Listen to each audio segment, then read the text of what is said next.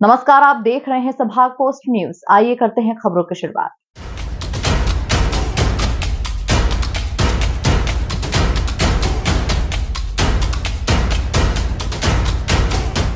भारत में पहलगाम आतंकी हमले के बाद सेना ने ऑपरेशन सिंदूर चलाकर आतंकवादियों का खात्मा किया।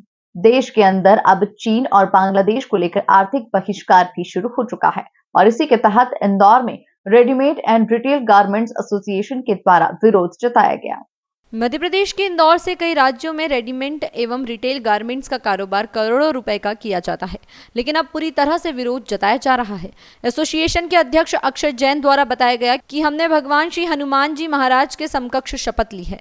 भारत की सेना हमारी रक्षा करती है और इस कारण से हम देश में चैन की सांस ले पाते हैं, लेकिन जिस तरह से चीन और अन्य देशों ने आतंकवादियों के पनाहगृह पाकिस्तान देश का समर्थन किया है, उसके कारण हम काफी आक्रोशित हैं और इसी कारण से हमने बांग्लादेश और चीन से रेडीमेड व्यापार बंद कर दिया है और चीन के व्यापारियों को मेल भी किया है कि अब आप किसी तरह का व्यापार न करें।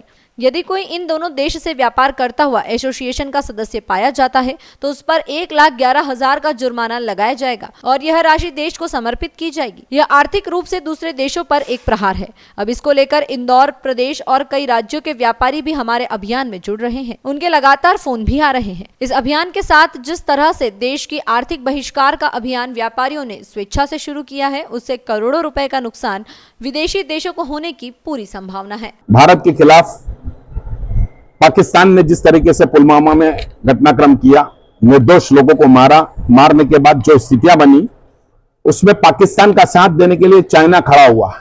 चाइना भी निश्चित तौर पे हमारा दुश्मन ही है।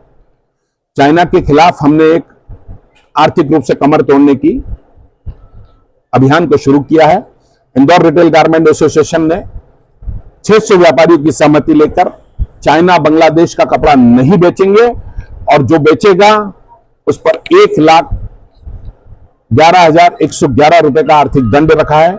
ये राशि अगर दंड की हमें आएगी तो वो राशि सीधे सेना को समर्पित की जाएगी।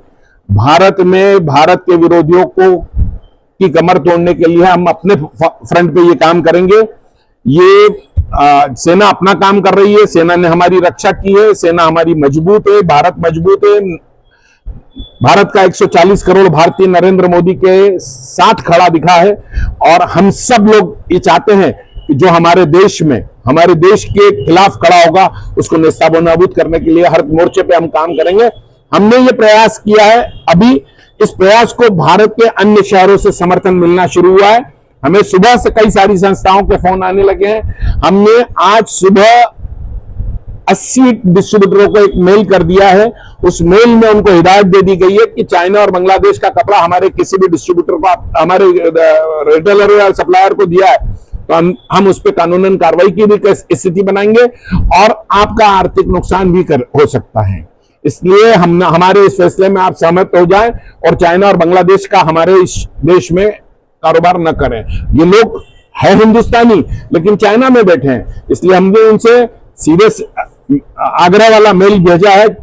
उसमें ये चेतावनी भी है कि अगर आपने काम किया तो पैसा नहीं है।